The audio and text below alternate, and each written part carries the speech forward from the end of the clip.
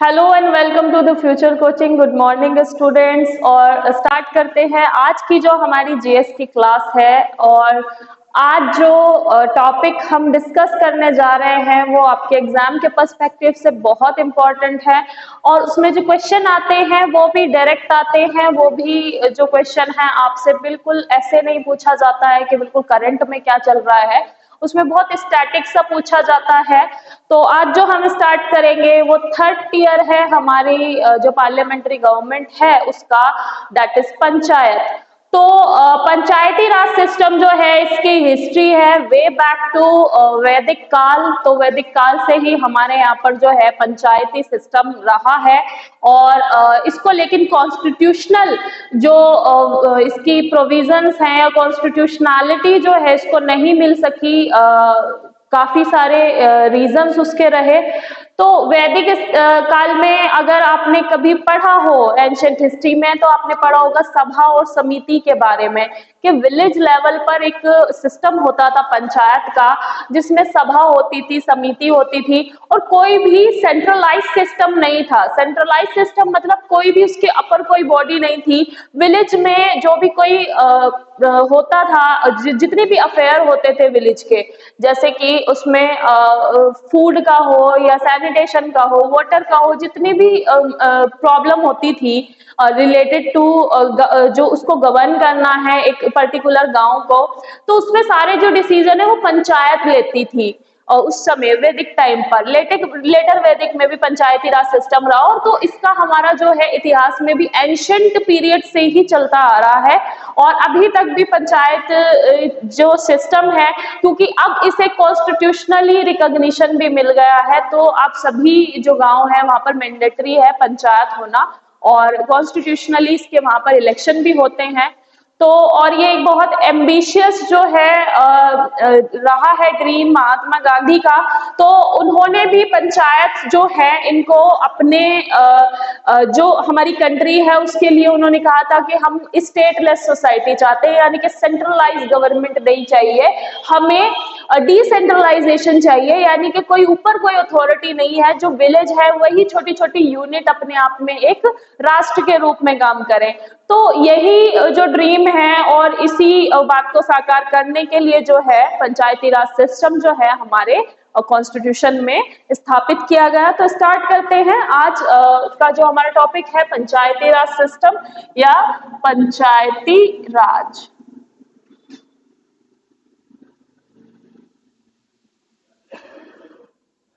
पंचायती राज या फिर पंचायत।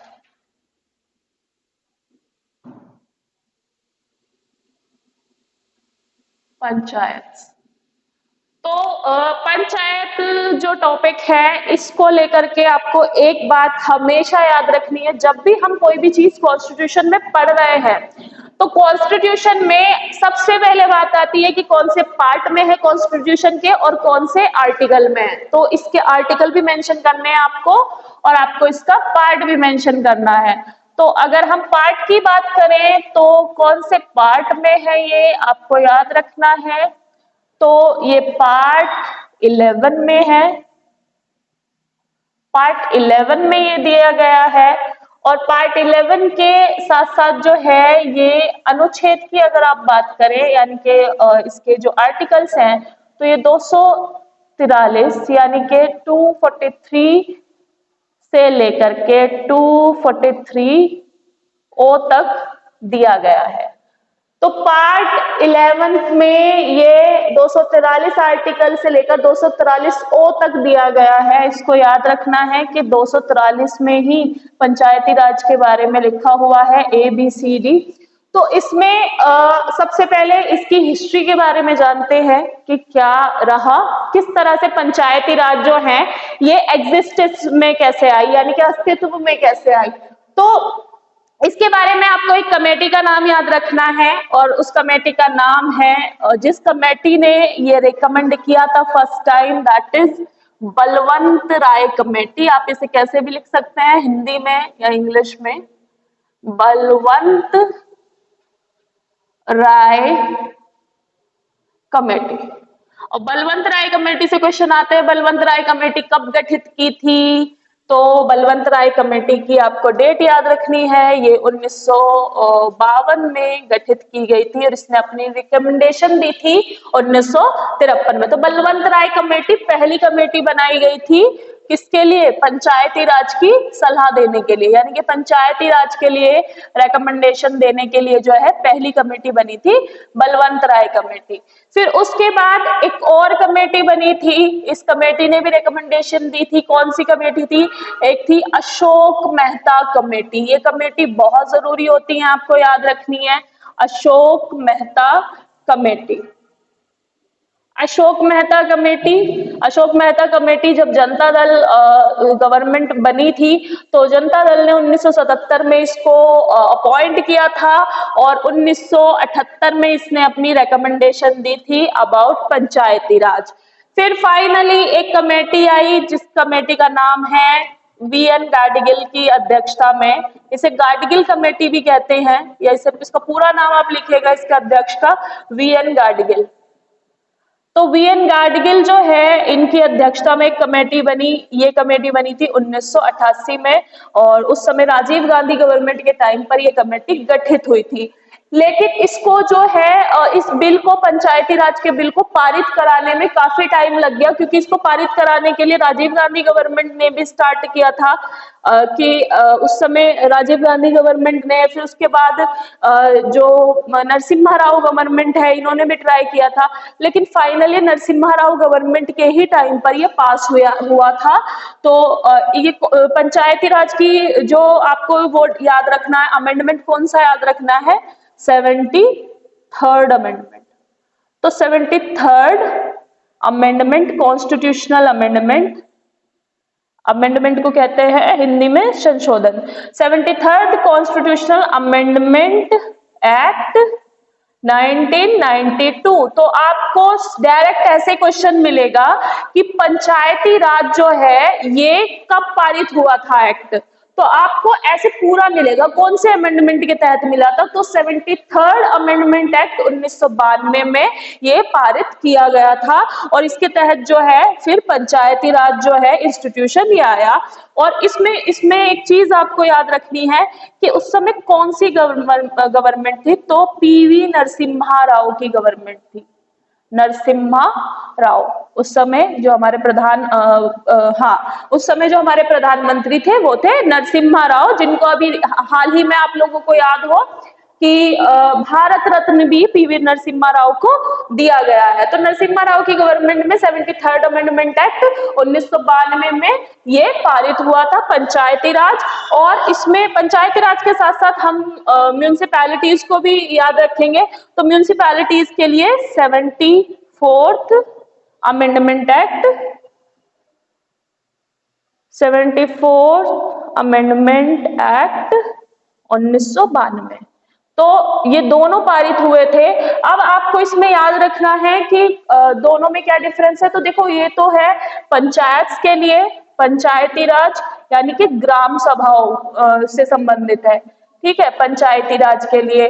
और ये जो है ये है म्यूनिसिपैलिटी यानी कि नगर पालिका। आपने सुना होगा नगर पालिका, नगर पालिका, नगर निगम। नगर निगम क्यों होते हैं नगर निगम?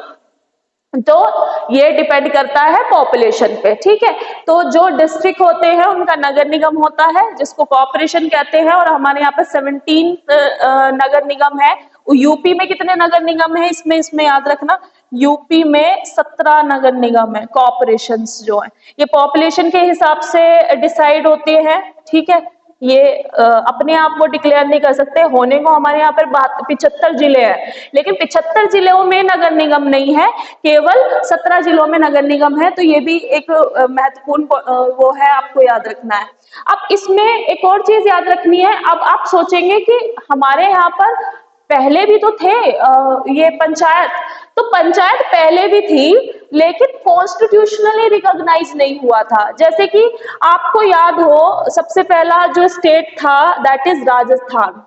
तो Rajasthan was the first state, Rajasthan was the first state, तो राजस्थान पहला ऐसा स्टेट था, पहला राज्य था जहां पर पंचायती राज जो है सिस्टम पहले से ही मौजूद है।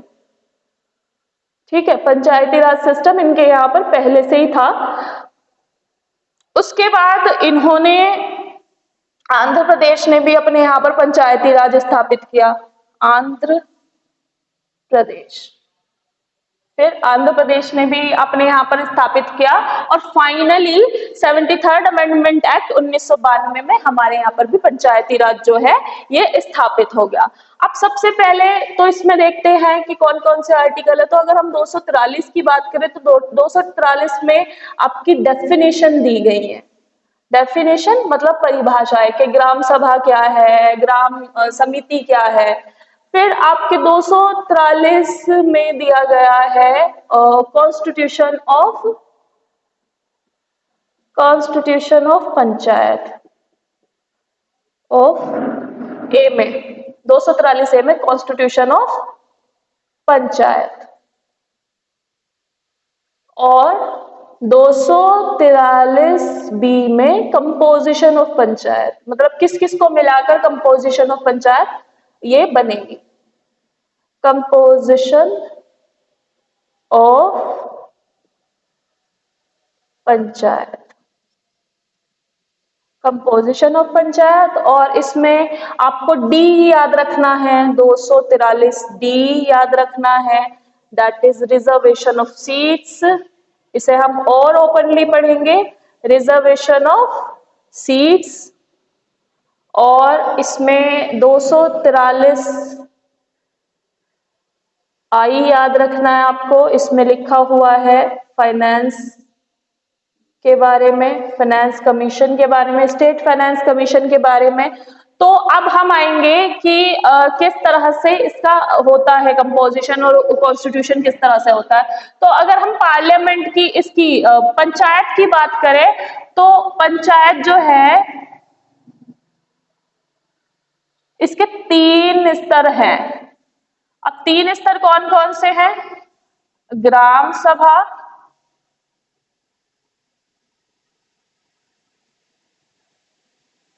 जिला पंचायत, ग्राम सभा, जिला पंचायत और ब्लॉक लेवल पर और ब्लॉक स्तर पर। तो इसके 3 स्तर है, एक ब्लॉक स्तर, एक तो ग्राम सभा जो कि विलेज लेवल पर रहेगी, गांव में, और अगर वो पर्टिकुलर जगह ब्लॉक के अंतर्गत आती है तो वो ब्लॉक स्तर पर हो जाएगी, और डिस्ट्रिक्ट के अंतर्गत रहेगी जिला पंचायत। अब आपको पंचायत के बारे में जो याद रखना है वो ये है, सबसे पहले तो पंचायत के बारे में जैसे कि मैं बताती हूँ आपको, सबसे पहले तो पंचायत बनेगी कैसे, कॉन्स्टिट्यूशन कैसे होगा। तो कॉन्स्टिट्यूशन के हिसाब, उसके हिसाब से कि संगठन कैसे होगा, तो आपको पता ही है कि इसके लिए क्या होते हैं, डायरेक्ट इलेक्शन। सबसे पहले तो पंचायत के बारे में आपको यही बात याद रखनी है कि इसके लिए डायरेक्ट इलेक्शन होते हैं, डायरेक्ट इलेक्शन के थ्रू ही पंचायत के सदस्य जो हैं वो चुने जाते हैं। फिर डायरेक्ट इलेक्शन के बाद आपको इसका टेन्योर याद रखना है। टेन्योर यानी कि कार्यकाल कितना होता है, कार्यकाल ये तो पता ही होगा, बहुत सिंपल है। कितना टेन्योर होता है पंचायत का यूजुअली, कितने साल बाद फिर से इलेक्शन होंगे? हाँ, 5 साल। तो सिंपल है, 5 साल आपको याद रखना है, 5 इयर्स। तो हमारे यहाँ पे 5 इयर्स ही रखा गया है क्योंकि आपको पता है कि लोकसभा जो है वो भी 5 साल की होती है, तो इसका कोई टेन्योर ज्यादा या कम करने की जरूरत नहीं थी, उतना ही रखना था जितना बाकी अरेंजमेंट हमारी कंट्री में है। तो 5 साल का इसका टेन्योर होता है। अब मोस्ट इंपॉर्टेंट जो हमारा इसमें आता है वो है रिजर्वेशन ऑफ सीट। अब रिजर्वेशन ऑफ सीट के बारे में मैंने आपको बताया ही था, आपको सभी देखो इसमें एससीज और एसटीज के लिए तो सीटें रिजर्व रहती ही रहती हैं, वो तो कॉमन सी बात है, वो आपको याद रखनी है। बट इसमें 33% सीट जो है, पहली बार ऐसा हुआ था कि इस अमेंडमेंट के तहत 33% सीट जो है वो विमेन के लिए कहीं रिजर्व हुई थी। जैसे कि आपको पता है कि लेजिस्लेटिव असेंबली जो है, विधानसभा है या लोकसभा है, वहां पर महिलाओं के लिए सीट रिजर्व नहीं थी पहले, अब तो हो गई है। नारी शक्ति वंदन अधिनियम जो आया है, अभी प्रधानमंत्री ने पिछले साल जो पारित कराया था, उसमें कर दिया गया है, यानी कि हम महिलाएं भी लोकसभा और राज्यसभा में जो है उनकी सीट रिजर्व रहेंगी, लेकिन वो इस लोकसभा से क्या रहेगा, इस लोकसभा से लागू नहीं हो सकता है ना, क्योंकि उसके लिए आपको पता है कि रीएडजस्टमेंट होता है। मैंने बताया था रीएडजस्टमेंट, जैसे कि हमारा सेंसस कब हुआ था, लास्ट सेंसस कब हुआ था, 2011। तो 2011 के हिसाब से 10 साल बाद 2021 में हमारा सेंसस होना था, जनगणना होनी थी, लेकिन वो 2021 में जनगणना नहीं हुई। अब जब 2021 में वो जनगणना नहीं हुई है तो अब 2026 तक ही दोबारा से सीट अरेंज होती है। सीट अरेंज का मतलब ऐसे होता है, जैसे कि मान लो हम अपना ये एग्जांपल लेते हैं अपने डिस्ट्रिक्ट का, गाजियाबाद का। तो गाजियाबाद है, जैसे कि मान लो यहाँ की पॉपुलेशन कितनी है, फिलहाल ऐसे रफ आइडिया ले लो, तो इसकी मान लो हम ऐसे मान लेते हैं 10 मिलियन पॉपुलेशन है ना, 10 मिलियन पॉपुलेशन है। ये 10 मिलियन पॉपुलेशन 2011 में थी, तो अब 10 साल क्योंकि हो गए हैं तो हो सकता है पॉपुलेशन बढ़ी हो।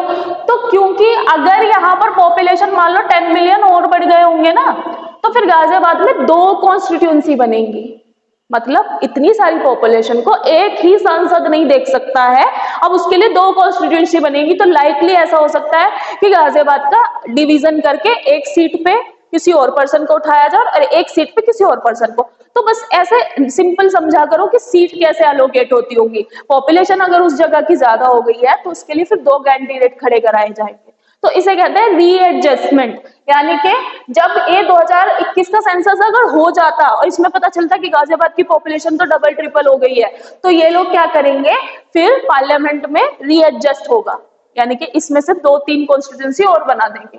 तो उसे कहते हैं, आपने सुना होगा ना कि गाजियाबाद कॉन्स्टिट्यूंसी से ये कैंडिडेट उठा है, मेरठ कॉन्स्टिट्यूंसी से ये कैंडिडेट उठा है। तो इस तरह से होता है, जैसे कि अगर आने वाले टाइम में इसकी पॉपुलेशन ज्यादा हो जाती है, सेंसस में पता चल जाता है कि यहाँ की पॉपुलेशन इतनी हो गई, तो ये क्या करेंगे, 2 सीट बना देंगे। हो सकता है आने वाले टाइम में मुरादनगर एक विधानसभा के इसकी लोकसभा की सीट बन जाए, अगर मुरादनगर की पॉपुलेशन उतनी ज्यादा हो जाती है तो ये इस तरह का आपको याद रखना है, एडजस्टमेंट इस तरह से किया जाता है। तो 33% सीट जो है ये विमेन के लिए रिजर्व हो गई, किसमें, पहली बार पंचायत में ये हुआ है।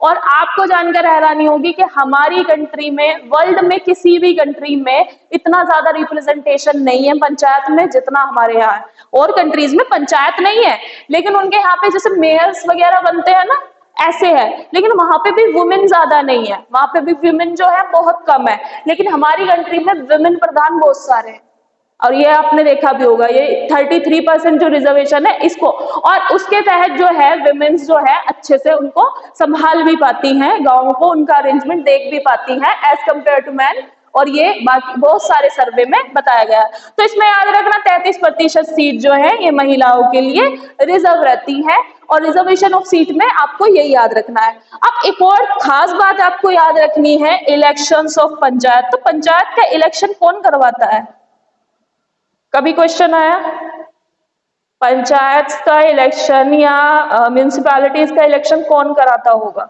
कौन कराता है, लोकसभा का कौन कराता है, लोकसभा।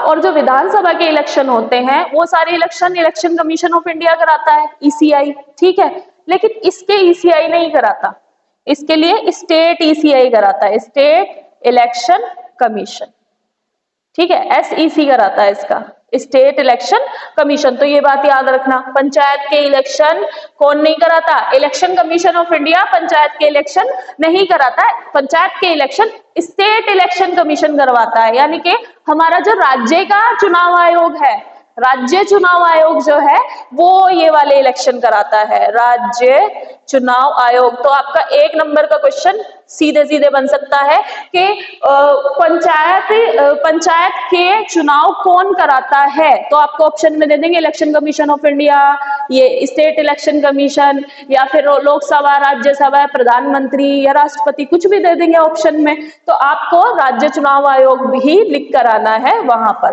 तो state election commission of India जो है ये पंचायत के चुनाव कराता है। अब इसमें एक और आपको एक और चीज याद रखनी है, हाँ, फाइनेंस कमीशन। तो जिस तरह से स्टेट इलेक्शन कमीशन है उसी तरह से एक स्टेट फाइनेंस कमीशन भी बनाया गया है, स्टेट फाइनेंस कमीशन। अब ये बताओ, पंचायत बना दी, प्रधान बना दिया, अब प्रधान को गांवों की सड़कें जो टूट गई हैं उनको ठीक कराना है, तो प्रधान अपने घर से पैसे थोड़ी लगाएगा, है ना? उसके लिए पैसे कहां से आएंगे? स्टेट फाइनेंस कमीशन जो है ये पैसे रेकमेंड करेगा कि कितना फंड इनको दिया जाना चाहिए, और स्टेट फाइनेंस कमीशन जब फंड की बात करेगा तो स्टेट गवर्नमेंट जो है वो फंड इनको देती है पंचायत को, तब इनके गांवों में काम होता है। ठीक है, तो पैसे जो हैं basically state finance commission recommend करता है और इसको स्टेट फाइनेंस करती है पंचायत को पैसा। तो ये भी याद रखना कि इसमें, अब इसमें एक चीज मैं भूल गई तो वो अभी मुझे याद आ रहा तो यही लिखना, 73rd अमेंडमेंट एक्ट के साथ साथ एक शेड्यूल भी जुड़ा था। ठीक है, तो याद रखना है 11th शेड्यूल। कौन सी अनुसूची जोड़ी गई थी? 11वीं अनुसूची। तो अब टोटल हमारे यहाँ पर पहले कितनी अनुसूची हुआ करती थी पता है आपको? अनुसूची। जब हमारा कॉन्स्टिट्यूशन बना था तो 395 तो आर्टिकल थे टोटल, 395 अनुच्छेद कितने पार्ट में? 22 पार्ट्स में डिवाइड थे, और स्केड्यूल कितने थे? 8, है ना? 8 स्केड्यूल थे। लेकिन अब प्रेजेंट में कितने हैं? देखो अभी हमारे पास 470 के करीब तो अनुच्छेद है, ठीक है, 25 पार्ट्स में डिवाइड है, और शेड्यूल कितने हो गए हमारे? 12। ठीक है, तो 12 शेड्यूल हैं, तो 11वां शेड्यूल कौन सा ऐड हुआ था? पंचायती राज। और 12वां शेड्यूल जो है ये वाला जुड़ा कौन सा? म्युनिसिपैलिटीज का। तो ये कौन सा शेड्यूल जुड़ गया? 12th schedule. तो इसको ऐसे भी क्वेश्चन बनता है आपका कि 11th शेड्यूल में किसके प्रावधान है, या what are the provisions in 11th schedule. तो इस 11th शेड्यूल में आपके कौन से प्रोविजन है? पंचायत से रिलेटेड है। या फिर 12th शेड्यूल में किसके प्रोविजन है? आपके म्युनिसिपैलिटीज से रिलेटेड है। इसको याद रख लेना, मैंने यहाँ नगर निगम लिख दिया लेकिन इसे म्युनिसिपैलिटीज लिखना, म्युनिसिपैलिटीज। ठीक है, और कॉर्पोरेशंस अलग अलग है। कहीं वहां पर क्या है? दिल्ली में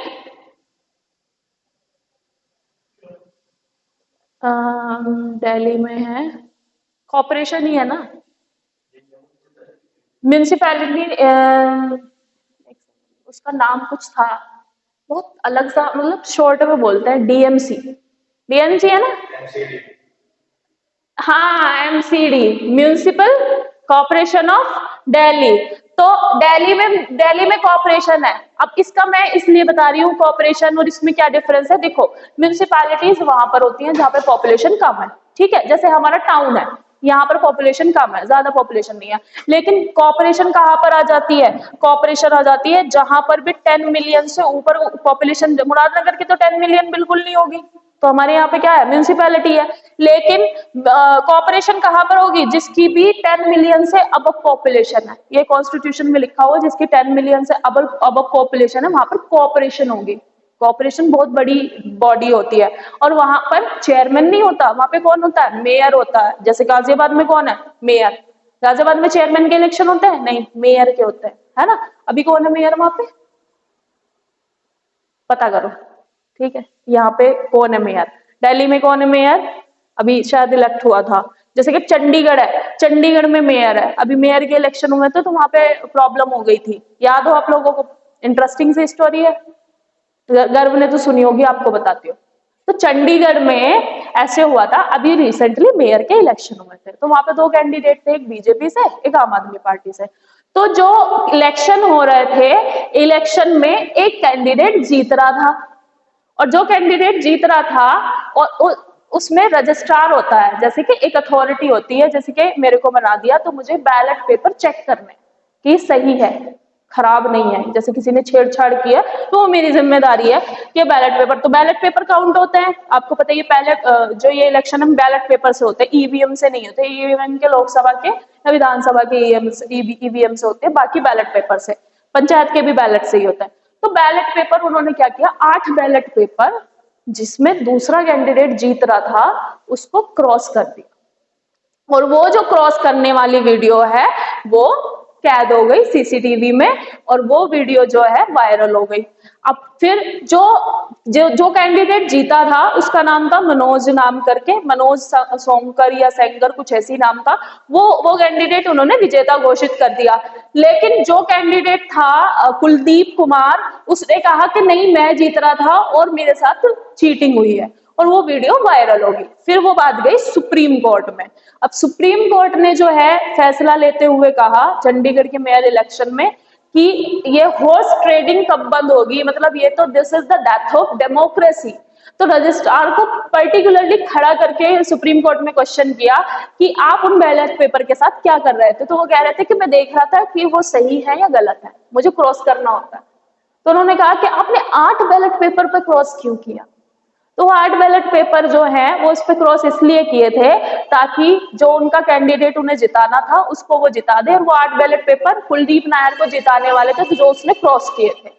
तो तब सुप्रीम कोर्ट ने अपनी आर्टिकल 142 में जो पावर है, क्या कहता है 142 में, बार बार कहती हूँ बहुत इंपॉर्टेंट है आर्टिकल, ये कहता है कंप्लीट जस्टिस।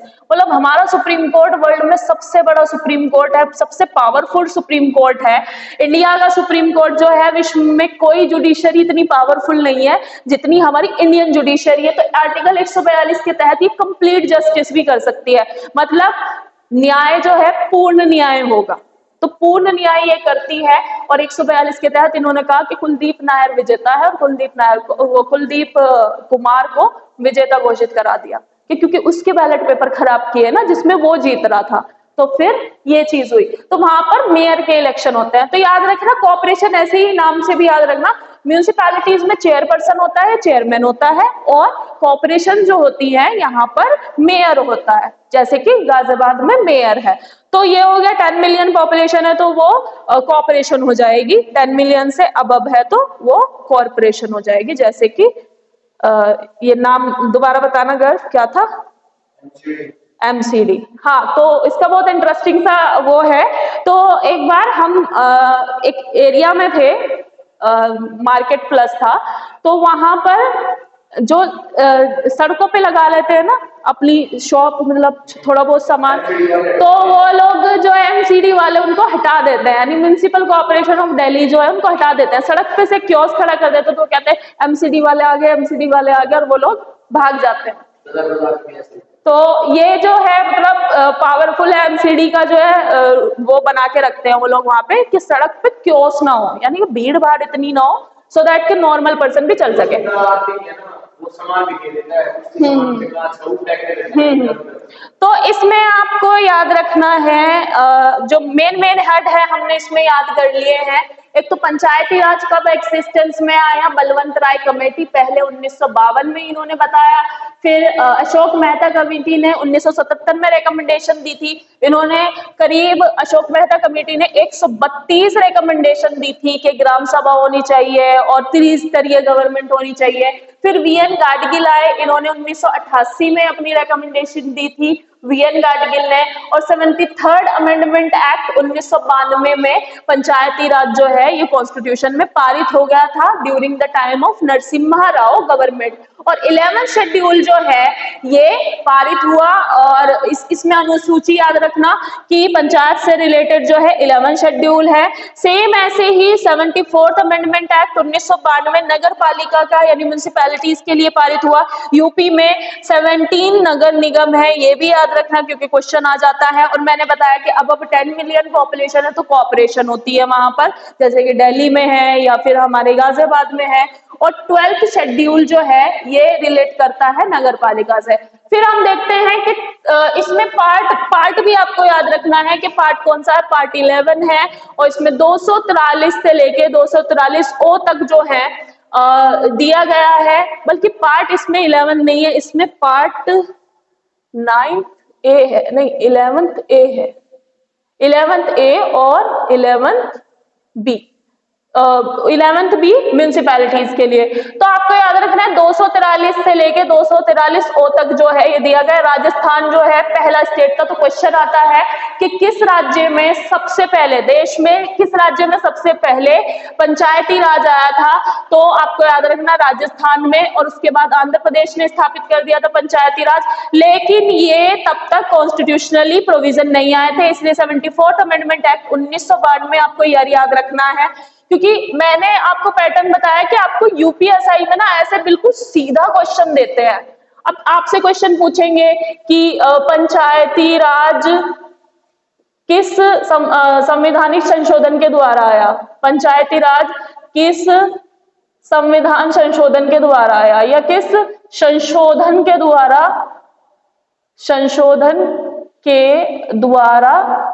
आया? संशोधन के द्वारा आया।